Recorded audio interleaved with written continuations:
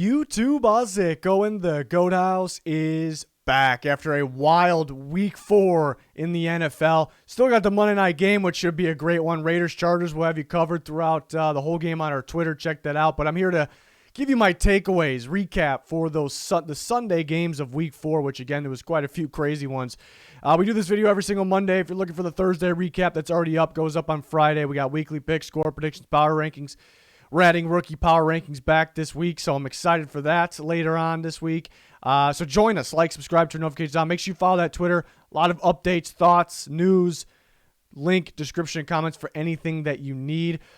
Here's our Twitter. A lot of unfortunate injuries we're keeping you up to date on. Again, we'll be talking during that Monday night game, which should be an absolute legendary game, I'm hoping. Derek Carr versus Justin Herbert. Should be a good one. Sunday's games, Washington, wild one to start with here. Maybe the craziest one. Classic Falcons just choking games that they shouldn't really lose. Yeah, they choked it once again. I mean, they played a great offensive game. It was, I'm trying to watch all the games, and at one point, it's just like, how does Washington have a chance in this? I mean, they were close the whole game. They were with them a little bit back and forth for a bit. But Washington gets the ball back at the end, and I figured if they got the ball back, there'd be no time they had, and they really didn't have a whole lot of time, just over a minute, so the Washington really clutched up. I mean, those last 2 touchdowns were ridiculous. Heineke escaping a sack, buying some time, and he hits Terry McLaurin. I mean, a ridiculous play. Dante Fowler Jr. has been playing very well, but that's a sack he has to make on Heineke. I mean, that was really the play of the game, and the next touchdown maybe could have been as well, but Heineke almost just kind of throws it up for grabs, but at the same time, it was a great throw. It was a Mahomes type throw. It was just, we got to score here. We got to make a play. So escapes the sack, throws it up. McLaurin makes a great play, kind of fooled the defender, made him think the ball was going to end up in the back of the end zone, and it ended up coming up for it there, kind of in the middle of the end zone. I mean, it's just an epic play. They get the ball back. Falcons just can't put the game away. Washington gets the ball back, and they get it. McKissick's such a weapon. Not a big name at all in the NFL, but J.D. McKissick is he's talented. So much speed, such a big-time playmaker. They give him the ball across the field. I don't know how he scores on that. I mean, just a crazy effort and athletic play. I talked about it last week. It was wild that the Falcons-Giants game was close, and the difference was a dropped interception for the Giants in the end zone that the Giants would have won the game on. And the Falcons actually dropped a couple of interceptions in this game that could have been routine here, should have been, and that would have iced the game pretty much completely. I never would have came to this. So just got to execute. Defense gave up too much, especially in the end. Dante Fowler, again, playing good. Got to execute, got to finish that sack. So some tough moments there for the Falcons.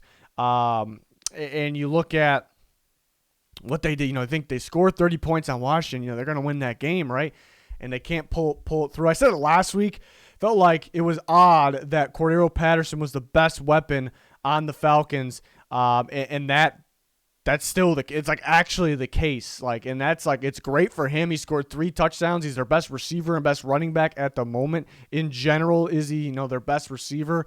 No, you would think Calvin Ridley is, but right now the facts are that Cordero Patterson is their best player on offense, both running back and receiver.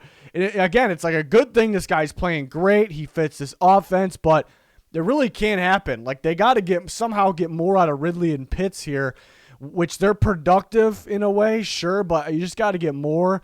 But you can't really put it on the offense in this game. But, I mean, you're able to score 30 points, and you couldn't put it away. You couldn't get that extra first down at the end of the game. So that's pretty damn tough there. I said Washington was going to win the game in a toss-up game because I thought they would be able to get pass rush finally. That was not the case.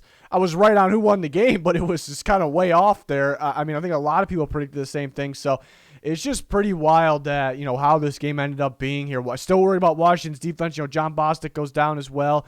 They're struggling to tackle. The coverages are breaking down. They can't get a lot of pressure. They have 1 sack in this game. Matt Ryan's been pressured by everybody instantly. It's a little odd. And Jonathan Allen's been solid this year, but it's not taking anything away from him. But Yeah, it's odd, but they pull it off. Clutch win. Maybe this is what they needed to kind of move forward. This is just kind of classic Falcons stuff here. I don't know. It's hard to trust them, in big games this year. Next game, don't have a lot on this game. Mitchell Trubisky scored a touchdown. Bills win 40-0. Imagine if that was my recap there. And there's went on to the next one. Trubisky did score a touchdown. He ran one in, so that was interesting. So you knew it had to be a pretty good game for the Bills. So that was the case. 40-0. It was a sloppy game, a lot of rain. I'm not one to use that as an excuse on why players play poorly, because that's just part of football. It's the NFL, and especially if you want to make the distance, there's going to be some bad weather in playoff time, Super Bowl time, I guess, depending on what the games are at. But so I'm not really ever going to use it as an excuse, but I guess that would be the reason why it was an sloppy game at first, I suppose. But yeah, rough game for Davis Mills. The Bills defense has been playing like maybe the best in football. It's definitely, to me right now, it feels like there's two of the best defenses are the Bills and the Browns right now. So there you go. It's top two defense, maybe the best. Yeah, I mean, you can't. The Bills are playing like one of the best teams in football right now. They dominated, won 40-0. It looks like they have the best defense in football. It looks like their offense could anytime be the best. You can't really base that off the Texans game, just playing the Texans, who are beat up, and the Texans. But it does feel that way. I like that they kind of split the running backs and got them both going, Singletary and Moss. They got them both going. I think Singletary had a little more yardage. Moss got in the end zone. Diggs was pretty productive in this game. Not seeing the end zone, that's interesting, but I'm not worried about it at all. Josh Allen made some big-time plays. Again, the game very briefly started pretty slow, a little sloppy for both quarterbacks. It continued for just one in Mills. 4 interceptions. I thought it was interesting that, shows how pro days really don't matter, but Davis Mills' pro day was a downpour, and he impressed, slinging the ball around, downpour. You get on Sundays in the NFL playing one of the better teams in football, it's a downpour. It's a little different story here, and he's just starting out, just learning. So, but I think the Texans will still be searching for a quarterback, and Deshaun Watson trade rumors are heating up once again. Trade deadline halfway through the season. We'll see if something happens then. We'll have you covered. But we were talking about on Twitter which teams could be in, about the news that, kind of breaking again. But it's another dominant win for the Bills. They're rolling right now. Defense is looking pretty good. What I like about this defense, it's pretty much a team effort, whole unit all the way through. I like that a lot. So not too much else on that game. Expected this from the Bills. Dominant win in a sloppy game in terms of the weather. Next, Lions and Bears. Maybe I got to flex a little bit on this one, because I really like when kind of games end up going exactly how I predicted them to go. Minus the score was a little off on the score prediction, but I picked the Bears for 3 reasons. I picked the Bears because I thought David Montgomery was going to have a day. I thought he was going to get going. He had a monster day, but then did hurt his knee, so it could have been even better of a day. Damian Williams did look pretty good, though. Montgomery doesn't sound like, we were talking about on Twitter, it doesn't sound like a super major injury, but I wouldn't be. He's going to be questionable this week. He may miss this week. A big game against the Raiders too, so that's unfortunate. But I had a monster day. That was one reason I was picking the Bears. Another reason I was picking the Bears was because they really struggled against the Browns last week. The Browns defense has the best pass rush win rate in football, the very best. And that was a factor. The Lions have the very worst, so I'm thinking it's not really going. There shouldn't be the same problems there overall. Maybe a little bit here and there. And that kind of showed in this game. And the third reason I really believe in the Bears defense to clutch up and win this game, and they did. They did more than I thought. The Lions actually moved the ball down the field into the red zone, but the Bears' red zone defense making some clutch plays was huge in this game, absolutely huge.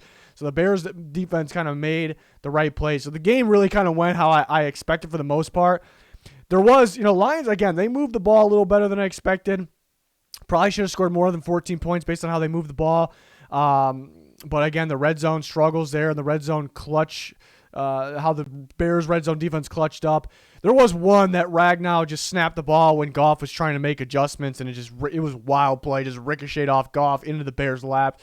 So that one, yeah, that could have changed the game a little bit. Lions would like that one back. Ragnow was almost snapping the ball over Goff's head a couple times, and it was a little wet, slick conditions, I guess, but Ragnow getting paid all that money, it's one slip up, but that can't happen in a game, a possible winnable game like that. Just cannot happen.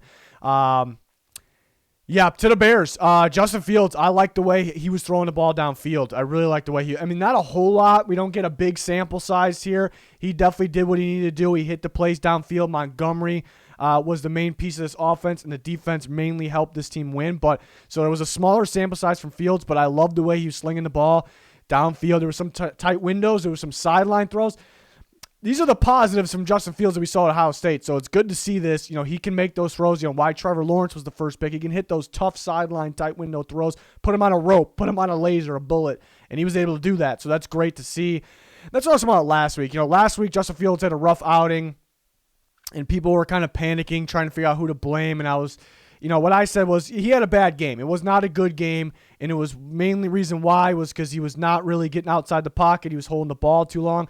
But why I said it was okay, it's going to be okay, if you remember me saying this last week, because those were kind of his only negatives at Ohio State. It's okay if a guy in his first start, kind of some of those negatives show when you're playing. It turns out the Browns defense is really damn good, too. Like I said, I think them and the Bills at the very top of the NFL.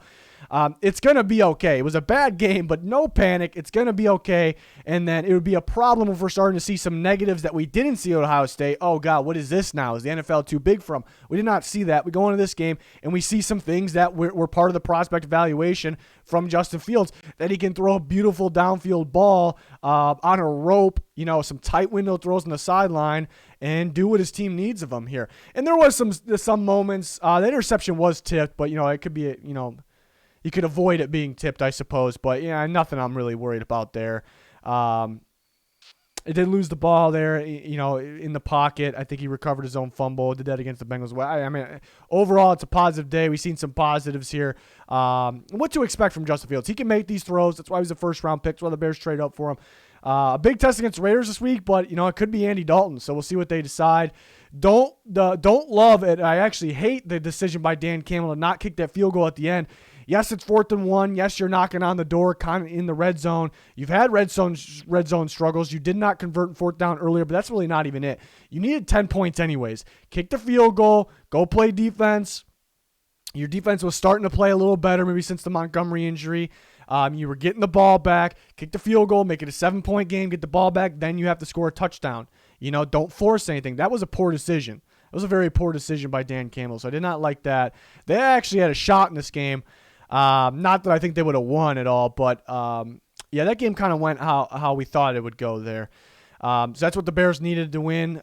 They needed that much-needed win this week after it was a little bit of a controversy and a little bit of a panic mode after last week. It turns out the Browns defense is really good, I think.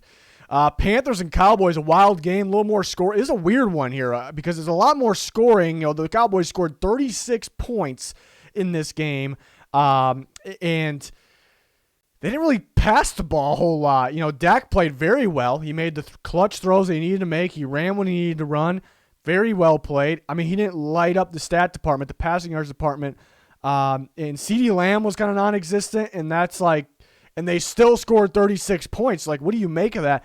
To me, it's a good thing for the Cowboys. It's definitely a good thing. Like, you didn't really need to use the full you got more in the tank here. You still scored 36 points. You took care of business on the ground. You did what you needed to do.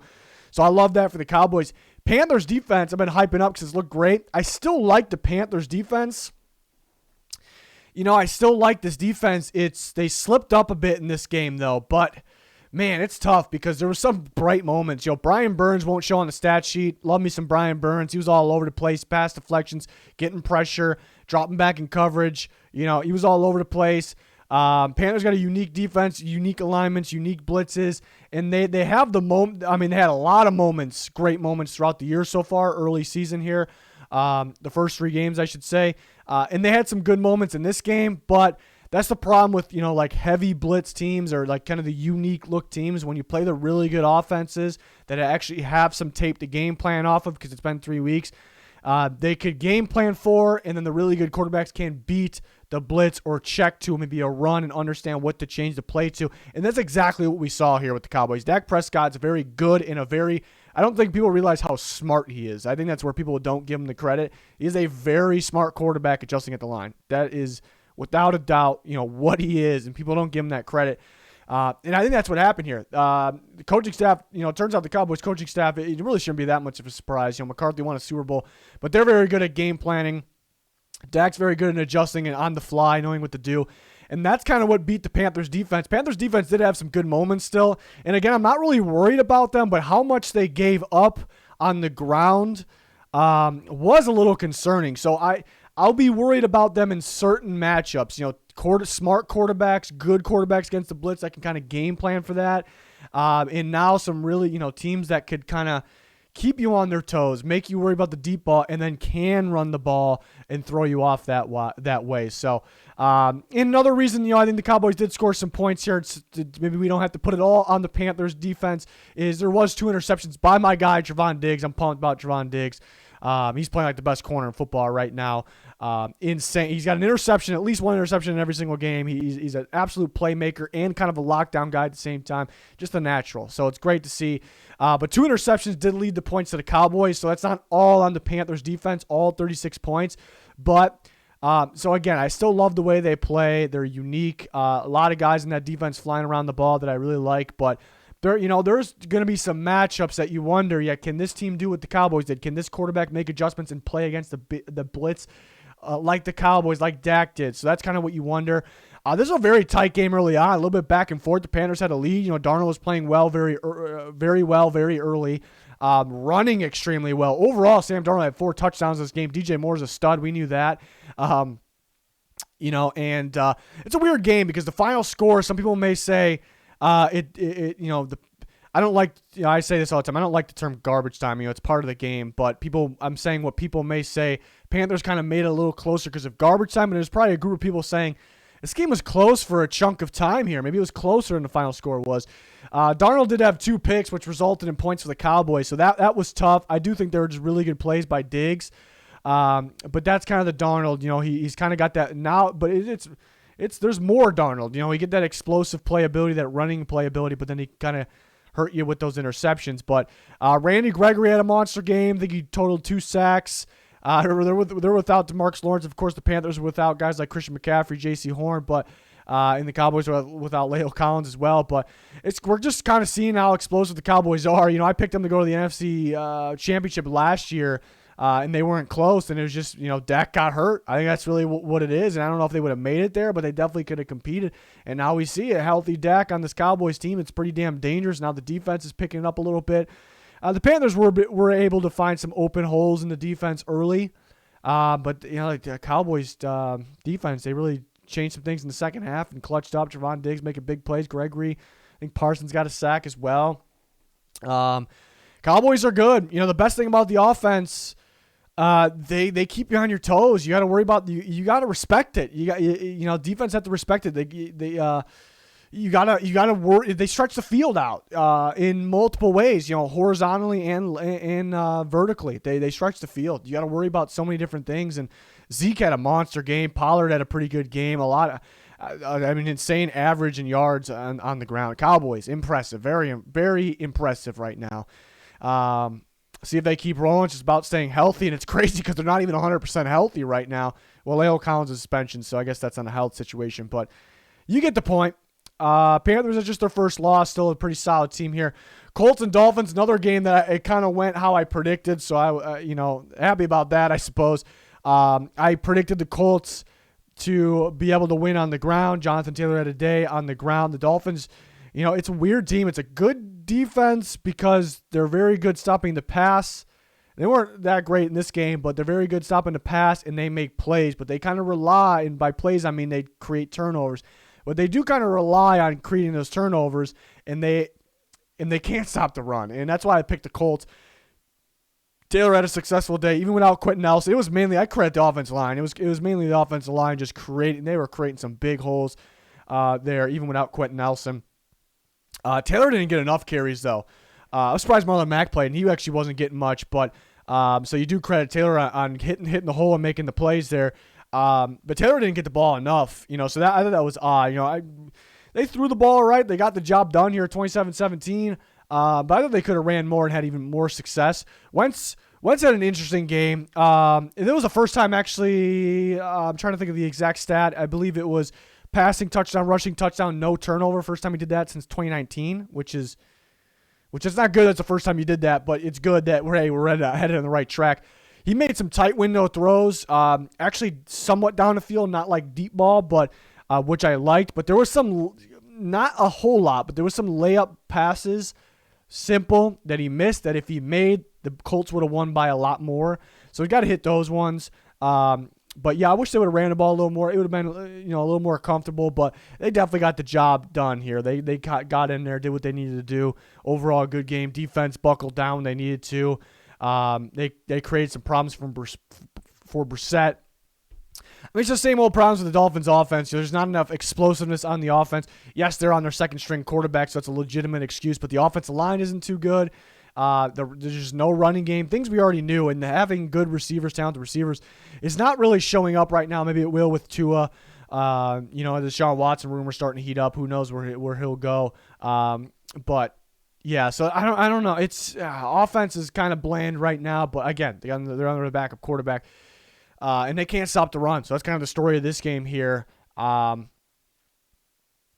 to think of Will Fuller got hurt again. So that's unfortunate. It's tough. Dolphins are a tough team, and they're a tough team to figure out. I did predict how this game would go down, and went down. It was pretty accurate, but they're still a tough team to figure out because, again, talking about the defense, it's a good defense because they can make plays, they can stop the pass, but when is that going to show up? When is it going to be? It's not going to matter because this team is going to be able to run all over us. It's a little tricky. So I guess the really good running teams they're going to have problems with. It's somewhat similar to last year. That's a tough one for the Dolphins. It was a must-win for the Colts. They got the job done here. I thought Pittman was good. Again, they made plays on defense. They kind of really just locked it down as they should here. So that game kind of went as planned there, I thought. Browns-Vikings, this one was a surprising one. I don't think anybody expected a 14-7, a defensive game. My takeaway from this is the Browns defense is legit. This might be, I said the Browns and the Bills, probably the best defense in football right now. They are legit. Myles Garrett is looking like the best player in football. We got two potential MVP candidates playing tonight in Derek Carr and Justin Herbert, so let's wait to see there. But I'm looking at just best players in football, MVP in general this year. I look at Kyler Murray, I look at Myles Garrett. Of course, other guys deserve some credit, but that's what I look at. Myles Garrett is an absolute beast, and we knew that, but it's even more impressive. Vikings offensive line is one that those types of edge rushers, we expect them to beat, but they've been playing pretty well the last couple weeks. They've actually been playing pretty well. Myles Garrett changed things, and that was the difference here because Kirk Cousins has been making defenses who blitz to get pressure pay. Like, that's how they got to get pressure. They've been blitzing, and he's beaten that. But how you beat Kirk Cousins is getting it good old-fashioned ways. Get that pass rush off the edge, sneak up on him a little bit, and that's exactly what the Browns do. It's what they did. It's what Myles Garrett did in this game. They did a good job collapsing pocket on the inside as well. They slowed down the run enough. This is a crazy defensive game. The Browns, that's just really my takeaway from this, was a surprising defensive game. The Browns defense is legit. The Vikings never could be on the same page as their offense and defense because their defense finally played a really, really good game. Browns only scored one touchdown this game, even though they got 14. They only scored one touchdown. So the Vikings defense played a very good game. They played a very good game to the Browns, almost as good as the Browns. The Browns played better because they got more pressure defensively, and that was the difference maybe in this one. But really on the opposite side, though, I thought the Vikings offense, honestly, even though the Browns had more points, the Vikings offense felt like they did a little better there. But they couldn't pull it off because it just wasn't enough. I wasn't thrilled about the crucial, actually, it ended up being a crucial penalty in this game. The Vikings stopped the Browns in the red zone on fourth down, and then a ticky-tack penalty kind of in the middle of the field came in pretty late. And that gave a fresh set of downs from right on the goal line for the Browns. And, of course, they go for two.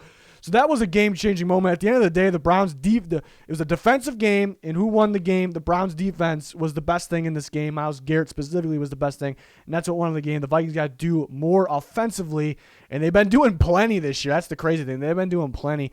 I don't know if the Vikings really did anything wrong. They just really couldn't execute, and the Browns' defense wasn't really they weren't really giving anything up. First drive of the game, the Vikings go down there and score on the first drive of the game, too. And it looked easy for them. Easy. And I don't know what happened after that. Just the adjustments by the Browns.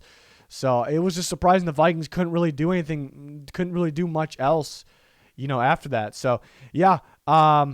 Baker didn't play he didn't play too good of a game. That's why I think there was a difference between, Cousins had some struggles because the Browns pressure, but I thought he outplayed Baker for sure because Baker struggled. But the Browns still won the game, so that's kind of the positive there for the Browns.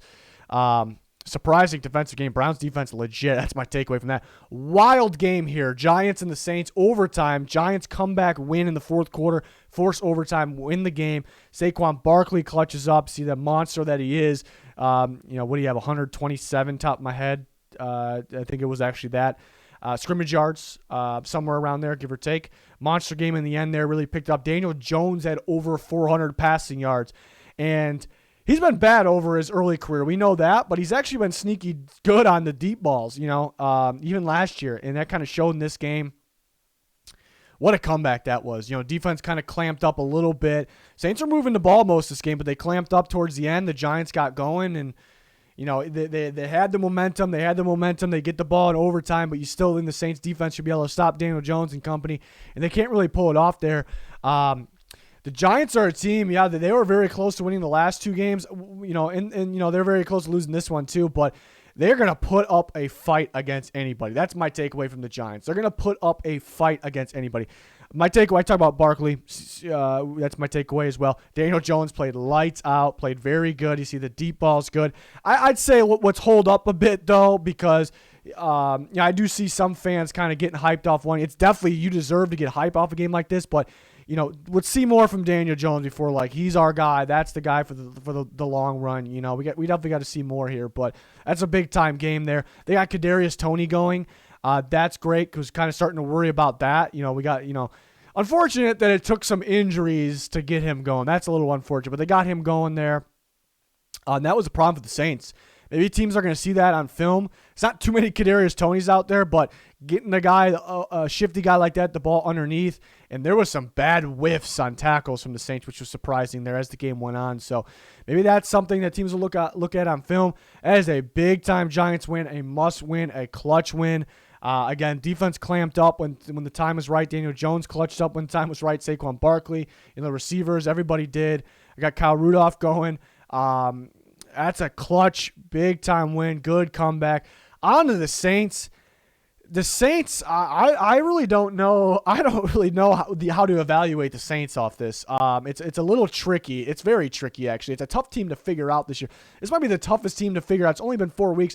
It might be the toughest team to kind of figure out and predict going forward ever for me, ever. I've been doing this for a bit now, too. It's a tough evaluation on this game, or recap, I guess, to get takeaways from on this game, because they had control of this game, right? Playing pretty solid defense. More than solid defense. They're doing enough on offense. It feels like they're pulling away. Kamara's having success.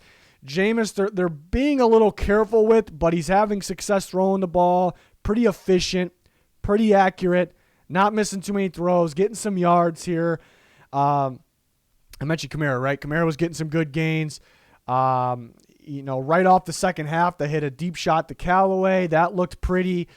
Taysom Hill was being utilized right. The Giants really struggled to bring him down. So they had this, and they let it slip up. And it's tough because they got conservative on us. They got conservative, and I hate when teams get conservative. But I don't know if I'm back and it's so tricky. I don't know if I can blame the Saints for that. When I say I don't know, I mean I don't know. I don't know if I can blame the Saints for getting conservative. I don't mean, sometimes you say I don't know if I can really blame them. It means no, I can't blame them. No, I actually don't know. And it's wild. I don't know if I've ever had that take on anything ever, because you're winning the game. You're winning the game. You're looking good. You would think the Giants can't do enough. It's Daniel Jones in this offense. We have a very good defense. We're confident in our defense. And we're confident being conservative and still moving the ball and running the clock. We're confident in all that. So you can understand the approach. In looking at it that way, the defense ended up letting them down. Well, I guess the offense, because at the same time, because the Saints, again, when they get conservative, we saw them do it over the last couple of years too. And keep in mind, they didn't want to turn the ball over maybe with Jameis Winston. That's another reason why you can understand it. And I'm going to argue the other side as well, so be patient here. But usually when the Saints be conservative, they can still move the ball. So they couldn't really do that. They were kind of giving the Giants more chances. But the defense was not playing their game all of a sudden. Daniel Jones can't throw for 400 yards on you. The Saints I still view as a good defense, but can I fully trust it? Daniel Jones can't throw for that many yards. You can't miss that many tackles on Saquon Barkley. I know the Saints are missing some guys in there, but it kind of just shut down. The first half defense, second half defense, totally different thing. That can't happen. If you're playing like the Bucs, maybe the Chiefs, whoever it may be, maybe, you're not going to get on them too much, but that really can't happen. So there is an argument that it's okay. You understand getting conservative there. You're confident on what has worked for you, and you think your defense can pull it out, and Daniel Jones really can't come back. And so you can kind of understand it, but I can argue the other side because things are working. Even when you take that deep shot, Jameis Winston hits it. Getting Kamara out in space, it's working. Again, Winston was pretty efficient. Not missing throws, pretty accurate with the ball. I mean, he had 200-something yards throwing the ball, and it's somewhat of a conservative game here. So if you unleash them, you may be able to put this game away. And again, I hate when teams are conservative, so just go put the game away. And that's why I say I don't know what the right choice was there. It's actually a tough call for that. Maybe they won't sit back anymore. So I can understand at the end of the day, I guess that's what I'm getting at. I can understand what they did. The defense really shouldn't give up what they gave up. The Giants just really clutched up there. They really clutched up. So interesting game. The Saints are going to be tricky to predict. I'm 0-4. I think 3 of us on the picks are 0-4 on Saints games. They're just really tricky to figure out, which one's going to show up. Any given time, they can be explosive offense and dominate you. They can try to be explosive offense and just turn over the ball too much and lose. They can be a conservative offense, and it can work. They can be a conservative offense. They get shut down, and teams come back. And defensively, I guess the same thing, too. They look like elite 1 second, and then they give up this many yards to Daniel Jones. They're missing tackles, whiffing on tackles like I've never seen before. It's a very strange team. It's early in the season, though, so I guess we'll figure out their identity at one point. But that could be their identity. Just a weird team, tough to predict. So, wild win for the Giants, much needed for sure. Big game against the Cowboys next week. The Giants will put up a fight with anybody. That's what it feels like right now. Wow, the Jets beat the Titans. The Jets beat the Titans in overtime, 27-24. I'm worried about the Titans. I'm actually worried about the Titans, and it's not. They lost to the Jets. I'm worried about the Titans. Really, it's not what it is. It's the NFL. Sometimes, any given Sunday here, I mean, you can't lose that game, but that's really not what it is. And I know the excuse is, and it's a legitimate excuse. If they have A.J. Brown and Julio Jones, the Titans don't lose this game, probably. I mean, we can't really say 100%, but it's pretty damn close. I think everyone's in agreement with this, and I don't want to take anything away from the Jets. I'll credit them in a second. We'll get to them. And so that's really not why I'm worried about the Titans. I'm worried about the Titans is because their offensive line's not the same. They're allowing a lot of pressure. But Tannehill, at the same time, a lot of that is on him, holding the ball too long, like a statue in the pocket, not getting outside. So it's a mixture. The offensive line is giving up way too easy and much pressure. And then Tannehill is doing those things, like I said. I look back to the last couple of years, especially in the rise of Ryan Tannehill. This Titans offensive line has been one of the very best in football. They are giving up more pressure in a game like this than they do in several games in terms of this short Ryan Tannehill era in the Titans. So it is different. Ryan Tannehill's not handling it too well. I guess with Julio Jones and A.J. Brown, they get earlier separation perhaps, or you trust those guys a little more. But and the play calling isn't handling it too well. Too many first and 10 runs. I know you have Derrick Henry, but and then there's too many broken coverages still on defense. There's too many slip-ups on defense. And when I say I'm worried about the Titans, I'm not really, I'm worried about on what they should be. I'm not worried about them winning games. They're not going to start going on a losing streak. They should win if they don't win the AFC South, I think that's embarrassing, really. So I guess some pressure. That puts some pressure on them because I expect them to win that. I think they better based on the circumstances. What's going on in the AFC South. So that I'm not saying I'm worried they're gonna blow the division. I'm not really saying that. Who knows? I expect them to win. Lose to the Jets. I guess you can lose to anybody. But I'm worried out because we expect the Titans to be a little further in the playoffs. Maybe no one's really expecting to win the Super Bowl, and maybe there are some people because they're supposed to be that good. I'm a little worried about them in that sense, winning a playoff game. I don't know if they can win more than a playoff game. There's too much sloppiness. The offensive line's not the same. Ryan Tannehill's not the same under pressure because he really hasn't been under pressure in the past. I worry about the receivers' health. The defense is definitely better than it's been in the past, but It's sloppy. There's too many slip-ups for the Titans. It's still only week 4, so that's the positive. So I do worry about some things here. Missed field goal at the end. Kind of had a feeling he was going to miss that. It's just got to execute a little better on the earlier downs. It's almost like they were automatic going to be at 3rd and long. That's kind of what it felt like. So it's a mixture of the play calling, it's a mixture of the offensive line, and a mixture of Ryan Tannehill and the depth receivers not getting separation. I thought Reynolds had a pretty solid game, which I'm confused on why he wasn't active before this. So that it just can't happen. To the Jets, defense is actually pretty damn good. That's what I was saying last week. Why I thought they could maybe beat the Broncos because the defense could win alone, but they just didn't have enough offense. Defense could win some football games. Quinn Williams a monster, 2 sacks. Quincy Williams all over the place as well. Bryce Huff has been sneaky good. He's been sneaky good, getting a lot of pressure there for them. Mosley blitz looks good. They're pretty tight in coverage. They should be against those receivers, but how many 3rd down sacks or pressure on Ryan Tannehill? Insane, absurd, so ridiculous. Let's back up to the Titans. They started with 9 points. They started with 3 field goals. Credit to the Jets' red zone defense there. Great freaking job there. But the Titans, that game could have been put away right then and there. You cannot go with 3 field goals. Touchdowns better than field goals. Everybody knows that. Everybody on the planet, people that don't watch football. So go out there and score some touchdowns. Find ways. Maybe take some risks there. Maybe take some more risk, gamble a little bit. Perhaps. Maybe they could have at the end as well. But the Jets clutched up there. The defense looked amazing. They are getting the pressure on 3rd down, 4th down, whatever it may be. And then offensively, Zach Wilson, he made some big-time downfield throws on the run. This is what Zach Wilson thinks, from BYU. That's why he has that big playability, why he was highly graded. He has that big playability. He dropped some good balls in down the field. Keelan Cole in overtime is a perfect ball. He did miss some layup throws, though. There was some layup. The Jets might have won in regulation if he can hit I think it was Corey Davis on the side towards the sideline. So he's got to work on the simple just layup throws, and it could all be easier for him there. So they get their first win. Maybe this is what they need. It's a lot of momentum with this game. It's a pretty solid team they beat. So that's a big time win for the Jets. Chiefs and Eagles, shootout game, high-scoring game, 42-30, just a lack of defense here. You still worry about the Chiefs' defense, but they scored 42 points, so it don't really matter here. Tyreek Hill with a monster game. Mahomes was getting the ball out quick, doing his thing. Nothing surprising. Clyde Edwards-Helaire last 2 weeks been pretty damn solid.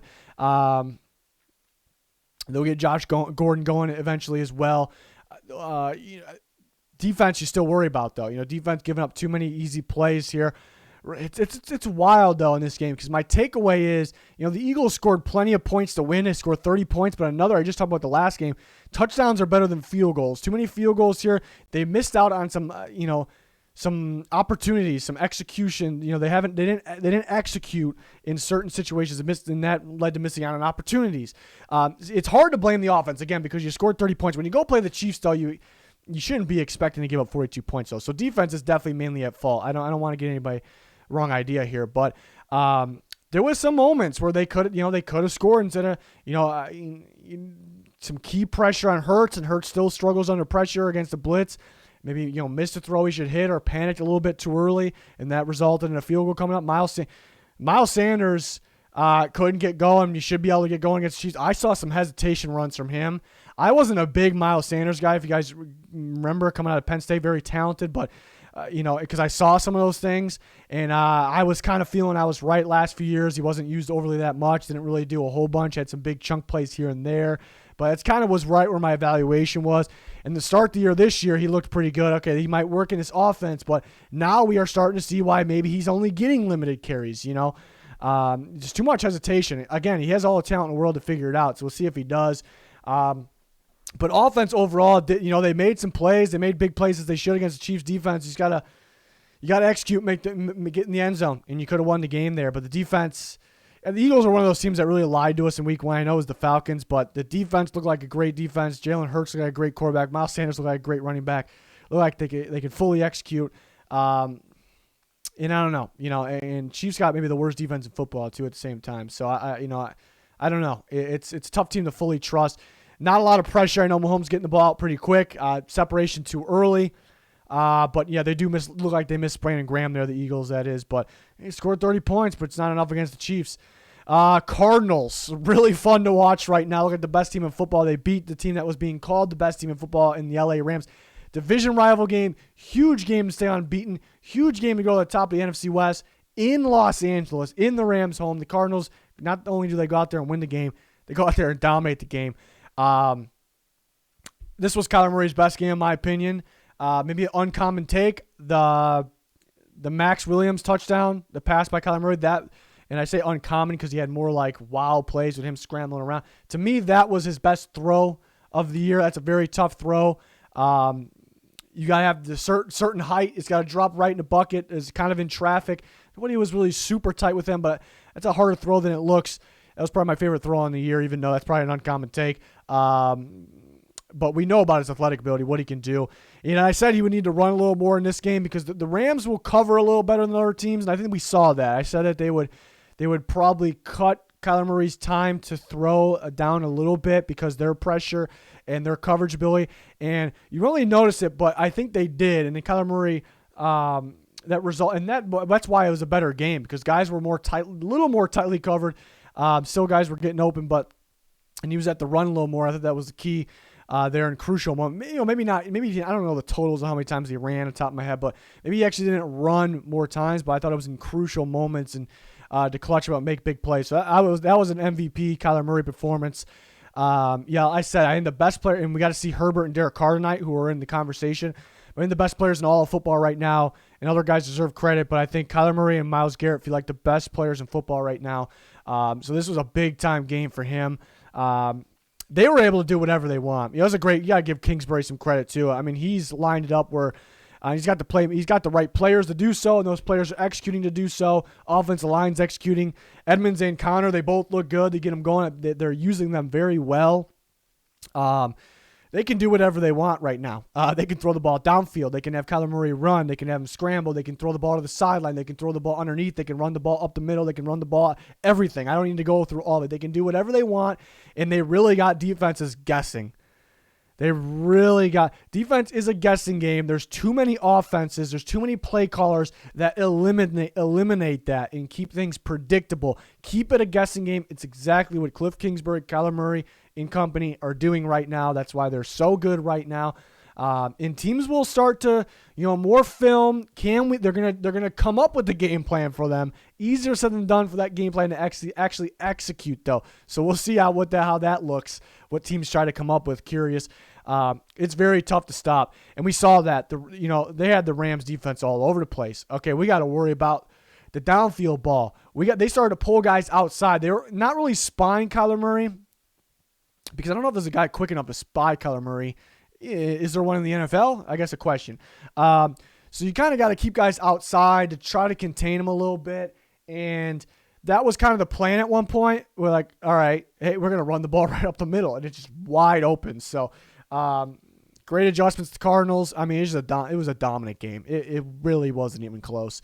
I guess the Sony Michel fumble, kind of good play by the Cardinals there. But I think that kind of changed things. Sure, I think, the Cardinals still would have won the game. I think it could have changed things. It would have been a different game. There's always that play in the game.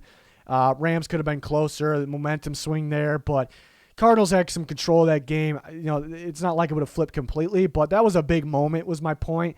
But other than that, I thought the Rams ran pretty well. So I was going to say, maybe why not more, but they're playing so far down, and they kind of got the feeling, so I understand it. Kind of got the feeling that the Cardinals were just going to keep scoring maybe, and not a lot of trust in the defense. I've been saying it doesn't feel like the Rams defense is really the same as what it was in the past. That seems to be the case, or the Cardinals offense is just that good. I think it's both. Cardinals offense is just that good, but defense is just really not the same. Give up too much cushion, too much separation.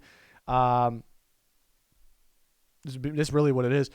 Stafford, Cardinals defense did a great job. They eliminated the deep ball.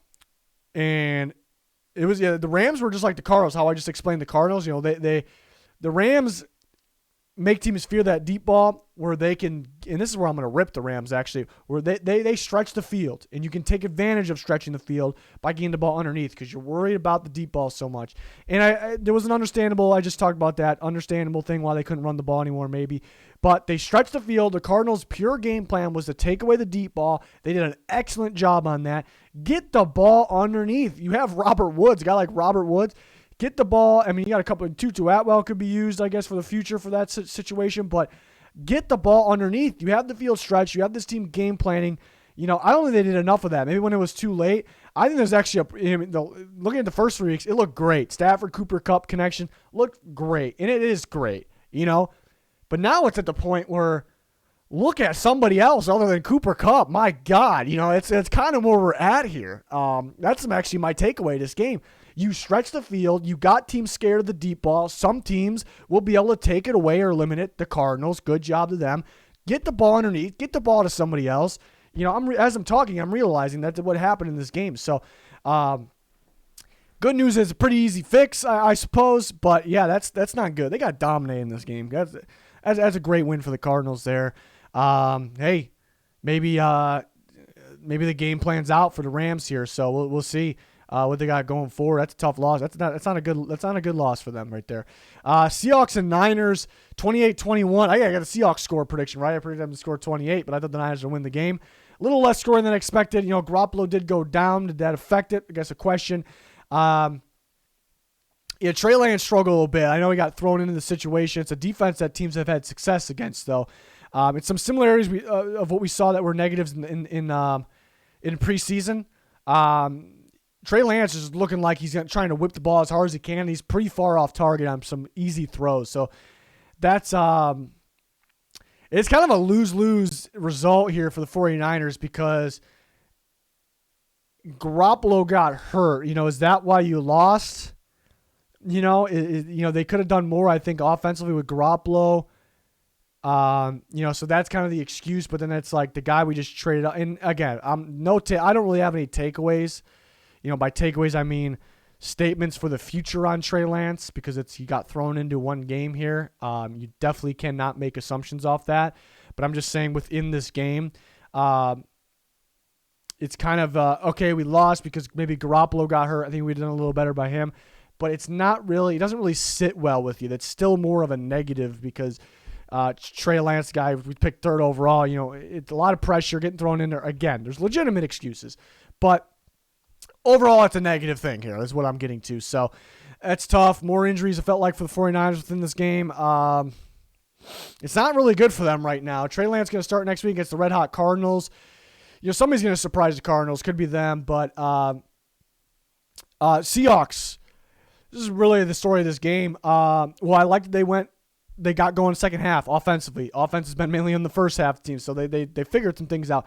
Why? What's been happening? They haven't had the ball a long time. Time of possession in the second half, and that's kind of what slowed down the offense. They kind of flipped that in this game. They kind of flipped that. They got the time of possession. They controlled the game for a change, so that was great. Who was a big piece of that was Alex Collins, running back, actually. He controlled some of the, won't get enough credit. He had a good touchdown run as well, great vision. He participated in being a big piece of controlling kind of the clock in the second half and controlling the game, controlling the offense, keeping 49ers offense off the field for some time there. I felt like Deebo Samuel kind of carried the 49ers offense. That was really it there. 49ers were getting good pressure in the first half. Russell Wilson was kind of holding on the ball a little bit. Just kind of flipped there in the second half. And if maybe when Garoppolo got hurt, but it felt like the Seahawks definitely, it's not like if Garoppolo didn't get hurt, because they were struggling still on offense after the first drive. They scored on the first drive, but so Seahawks probably still would have won the game, so I'm definitely not saying that. But defense of the Seahawks kind of clutched up a little bit. One really bad broken coverage, which they were blaming on Jamal Adams. I look like he had the flat on that, so I don't think that was on Jamal Adams. But and the Seahawks had to win that game. They had to win that game. Things not looking good for the 49ers. They beat some weaker teams, and they're losing to the games that big games. Anybody can win, but you need them to win. So, not ideal here. Ravens and Broncos. Yeah, Broncos missing a lot of guys going to this game, and then Teddy Bridgewater goes down with the concussion. But the Ravens were outplaying him at that point, anyways. But it could have been a little different with Bridgewater. That's kind of a storyline of a lot of games here. Drew Lock wasn't good. just wasn't good. So we see why. I know he got thrown in there, but we see why Bridgewater's a starter. It's become more and more clear. It's not like Bridgewater was playing lights out or anything before the concussion, but I think we're all in agreement. Ravens controlled the game with their defense. They made big plays though. They made big plays. I think there was a lot of third downs, crucial situations where the Broncos look like they're going to stop them at midfield, wherever it may be, like borderline punt range, or even before midfield. And they just have this explosive play. It felt like they hit Mark Andrews a couple times, maybe towards the sideline, getting him going in these crucial plays. Hollywood Brown, I don't know how he caught that ball after dropping the other one's big time play. I believe that was the third down, if I'm not mistaken. So the Broncos defense, they started getting more and more pressure too, getting after Lamar, and they were getting them to the third down, second and long, third and long, whatever it may be, and they were kind of just folding under pressure. They were folding in these big moments. They gave up these big chunk plays, and not a whole lot of them, but enough to be the 23-7 difference there. So that was, clutching up. Lamar Jackson, Hollywood Brown, Mark Andrews, those guys I mentioned, clutching up in those moments was huge. They weren't really able to steadily move the ball a whole lot. Defensively, they did a great job. They took away the deep ball. And it's weird because the Broncos you don't really view as a deep ball team, but they've been pretty good on it lately. And the Ravens took away the deep ball and tried to make them beat them underneath. And the Broncos, it's crazy because I say the Broncos couldn't do that. The Broncos didn't really want to do that. You got to rip their play calling in this game for a bit. The Ravens took away the deep ball. You're the Broncos. You shouldn't live or die off the deep ball. The running game looking good. Javonte Williams breaking off some runs. Melvin Gordon, just solid running back, obviously. Run the damn ball. I said that going into this game too. I said I wanted them to dump the ball off their running backs a lot in this game. If you watch Lions film, that's what I want them to do. I don't know what their game plan was. That's the problem. The game plan was pretty terrible in this game. I know the quarterback went down. The game plan was I know they were missing some linemen as well. I know they're missing Bradley Chubb. That's on the opposite side of the ball. I think defense did enough. But they gave up some bad. They choked on some single plays, like I said. But bad play calling. There was one point where Bridgewater, it wasn't downfield. It was 5 to 10 yard slants working. Here we go. Get the third down. Let's run some, bullshit play. I don't know. Play calling was pretty bad. There was some short plays, small ball plays, which I want them to do. Their running backs, whether it was run the ball, dunk it off. There was some of those, but it was in the wrong situations. You need a lot of those early downs. I don't know. I didn't like the play calling in this game. Get the ball to your running backs more. Didn't help that Drew Lock was in there instead of Teddy Bridgewater because Teddy Bridgewater was concussed. I wasn't a fan of that from the Broncos. We'll see where they are when they get healthy, but that wasn't good there. The Ravens at the end of the game, big controversy, ran the ball to get that record. I don't have a problem with what the Ravens did. I don't know. I don't really get the big deal. The Broncos, sportsmanship. I understand sportsmanship, but we're gonna run. We're not gonna go score it up on you. We're just gonna run the ball one more time here. I don't really get the problem. I don't have a problem with the Broncos having kind of bad taste in their mouth about it, being pissed off about it. Sure. Good with that. I don't really think there's any reason to blow this up. Ravens ran the ball one more time, whatever. So I'm not one of those people if you're trying to air the ball downfield or just go run Lamar Jackson for a touchdown, that's crossing the line. I don't got a problem with what they did. So I did want to comment on that because it seems to be blowing up more than it did. Steelers, Packers, I predicted 27-20, so we're 3 points off. Packers controlled this game. Except for the start, though. Big Ben got that deep ball downfield, where is more of that? Where is more of that? I know you can't have Big Ben throwing the ball downfield that many times a game, but where's the attempts? Why won't it get open anymore? What's the situation there? So that's interesting. Beat one of the best corners in football, Deontay Johnson, that was on that, and Jair Alexander on that. So that was impressive. Just nothing really much after that. The Packers controlling the game. What I love about the Packers, it's no secret. They're a very good team, very good offense. What I love about the Packers is they can win on the ground. They can win through the air. They can beat you with one or the other. They can beat you with both. We saw them pretty damn effective on the ground. Aaron Jones did have a bad fumble, which was a rare moment for him. Not really the fumble because there was a lane to the right. He doesn't really normally miss that. And that there would have been no fumble. It would have been a bigger gain. So that was weird. I don't expect that, but anymore. But why I bring that up is I think the game would have been it was kind of away anyways, but it really would have been put away if not for that fumble. Aaron Rodgers hit his throws. They didn't really have to do a whole lot in the passing game, They actually probably missed some opportunities. I think Rodgers barely missed Tunyon on a couple plays, actually. Maybe one would have been a touchdown. So they could have won even bigger. It's just nothing I'm worried about. They executed on offense. Got the job done there. Missing some linemen, of course, which makes it more impressive. Defensively, getting pressure. First couple weeks they couldn't get any pressure. Getting pressure the last couple weeks when in the right moments. Steelers, again, it's a lack of effort or chances other than the first drive of the game. The Steelers, the first score of the game, whatever it was. Najee Harris did enough. Didn't do a whole lot. He was effective. They were trying to play keep up. Big talking point was the blocked field goal. I didn't think there was any offsides on that. I'm surprised they called that, and I guess that would have been a game changer. Steelers would have been up at halftime, so I guess that would have been a pretty big game changer.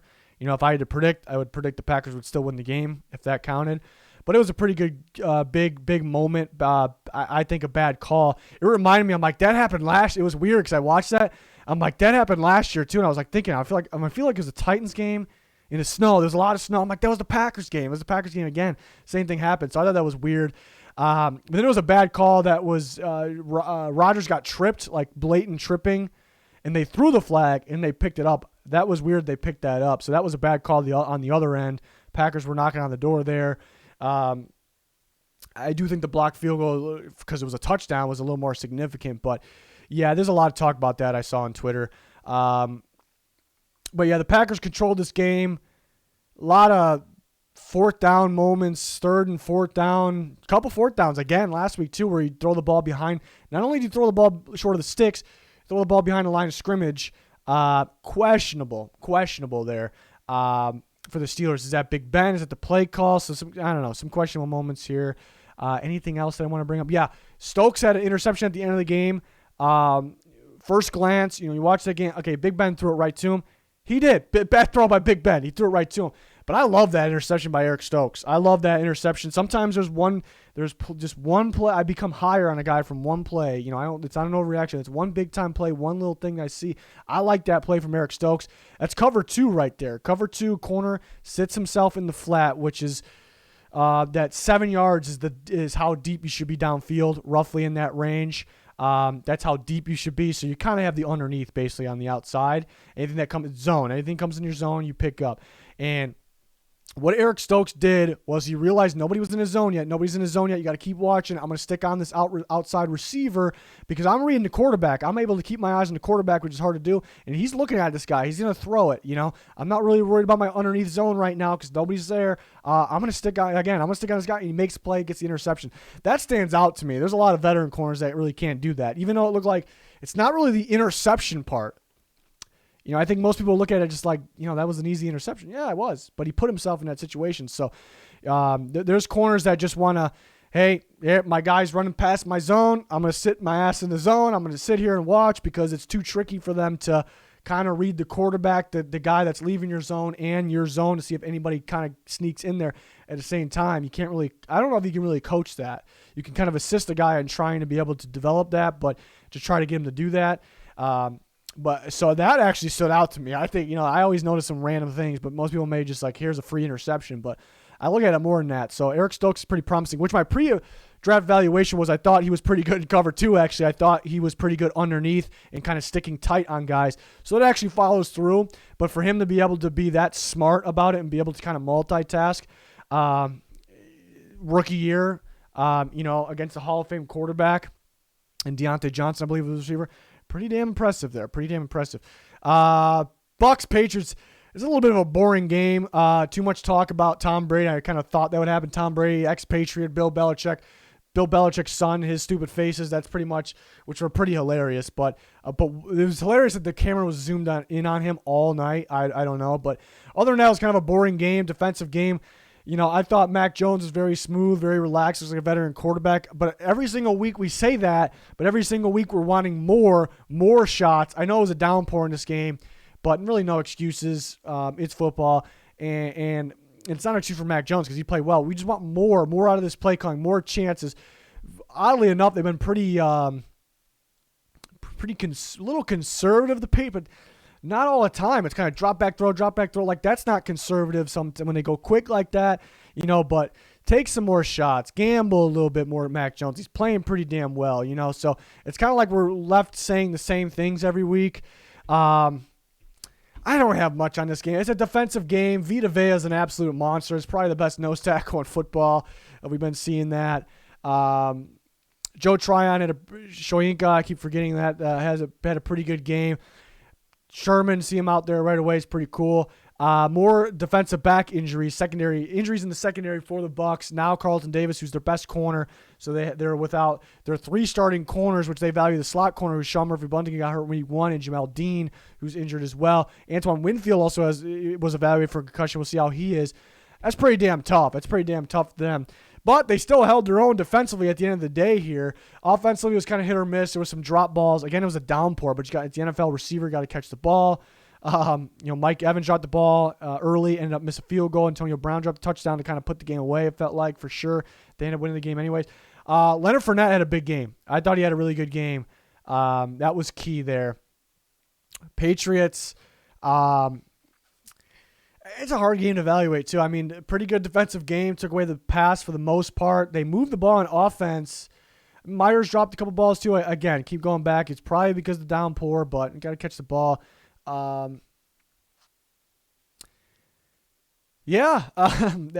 felt like both teams kind of did enough to win in a little bit of a sloppy, boring game. Buccaneers end up coming out on top. Yeah, definitely a highly debated thing at the end. Should the Patriots have went for it?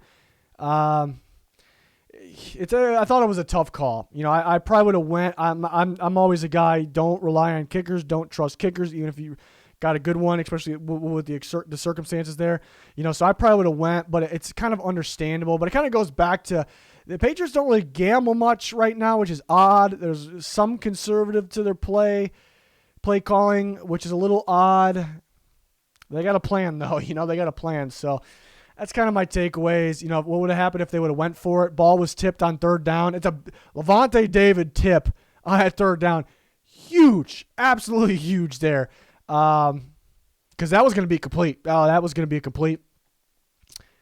And a field goal might win the game there. They're in field goal range. Could have missed it, suppose. They could have went and scored a touchdown. Probably not. Probably would have settled for a field goal.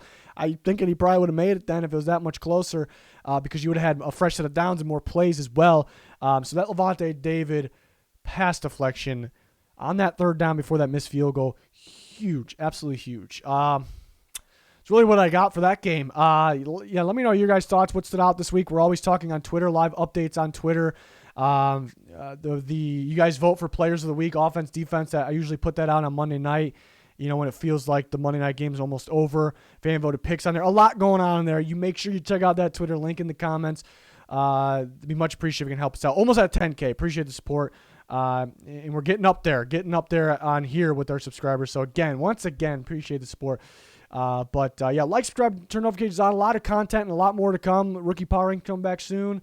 We got our weekly picks, power rankings, score predictions, a lot more. So join us. Be much appreciated. It's going to do it, though. Goodbye.